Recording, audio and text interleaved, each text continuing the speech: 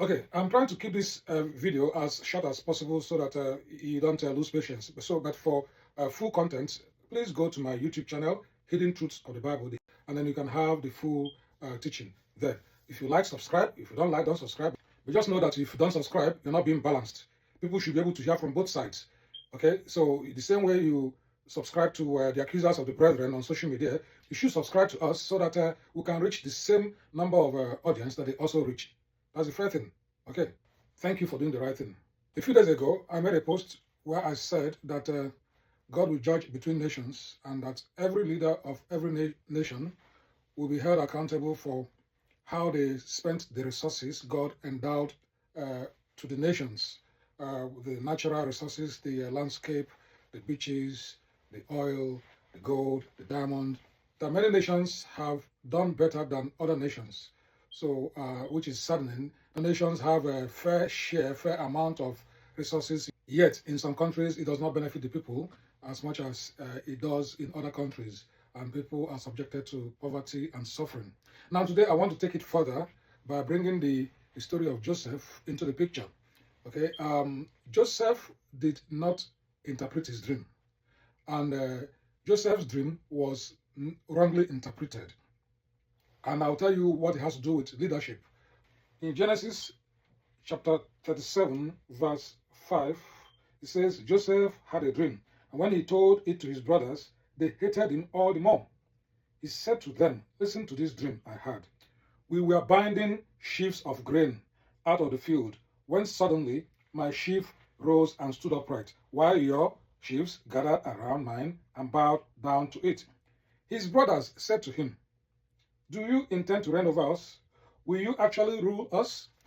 His brothers interpreted his dream, and that was the wrong interpretation. So they misinterpreted the dream. So God decided, okay, let me try another way. Let me present it in another way so that maybe they can understand it. And in verse 9 it says, then he had another dream, and he told it to his brothers. Listen, he said, I had another dream, and this time the sun and moon and 11 stars were bound down to me. When he told his father, as well as his brothers, his father rebuked him and said, what is this dream you had? Will your mother and I and your brothers actually come and bow down to the ground before you? His brothers were jealous of him, but his father kept the matter in mind. Now, sheaves of grain of his brothers were bound down to Joseph's sheaf of grain. What does sheaves of grain entail? Food. God is trying to show him that there will be scarcity of food in his father's household, in his hometown, amongst his family. There will be scarcity of food, but where Joseph will be, there will be abundance of food. So his sheaf of grain stood upright. It didn't fall, it didn't wither. Okay, so, but they misinterpreted it to say, oh, you are going to serve us. Well, not misinterpretation, but that wasn't the full picture. Remember I told you that there's 2 levels or 3 levels of understanding with the Bible, with the scriptures. So, and all of them can be true at the same time. So it's true that they will bow down before him and serve him, but that wasn't the only meaning.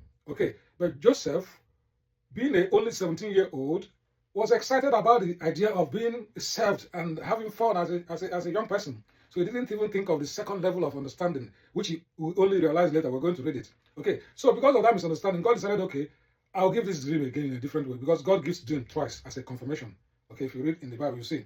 So now God says, okay, the first time I gave a dream to present food, that there will be scarcity of food, these people misunderstood it. They didn't even give Joseph the opportunity to think about his dream and give the right interpretation. So he ran out with the idea of, oh, I'm going to be ruler over you. So he gave the dream again. This time around, he used the weather. He says the sun, the moon, and 11 stars bow down before him. What is God trying to say? There will be famine, and the weather will be messed up. There won't be, rain. The elements will not, be normal. The sun, the moon, the stars will be in disarray, which will cause agricultural produce to cease. Okay, so that is the idea of the moon and the stars and the sun, bound down to him. But of course, that is the second level of understanding. Now the father now rebuked him and also gave him that interpretation. Not Joseph that interpreted. Joseph ran with the idea that, oh, they will worship him, they will serve him, he'll be head over his brothers and his parents. But afterwards, later, he now realized the correct interpretation of his dream. He interpreted the dream now by himself. Let's hear what he says. So, in Genesis 45, verse 5, Joseph now says, "And now, do not be distressed, and do not be angry with yourselves for selling me here, because it was to save lives that God sent me ahead of you." To save lives. That was the dream. God was trying to show Joseph that there will be famine. I'm going to send you forward to save lives. Your sheaf of grain will not wither, will not fall, it will be tall. In the midst of your brothers, sheaves of grain falling. Okay, you will be in a good place in the midst of the moon and the stars and the sun not being in the right places and causing drought.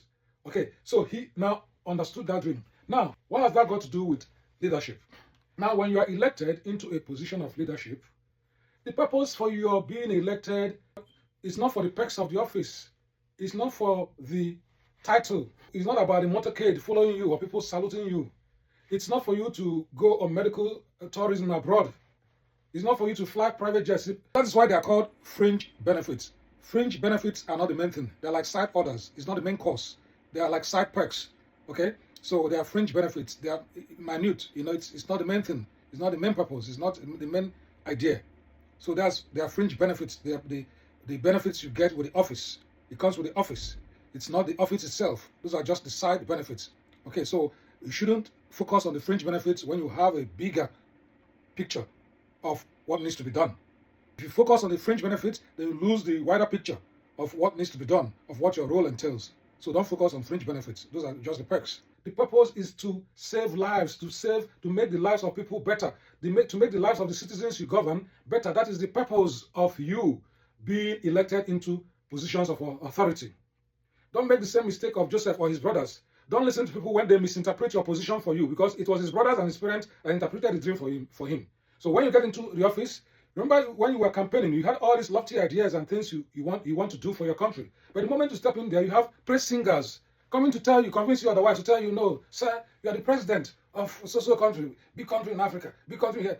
You shouldn't be flying, this other type of jet. You should have this, you should have that. They'll be lying to you. They'll be saluting you. They'll be worshiping you.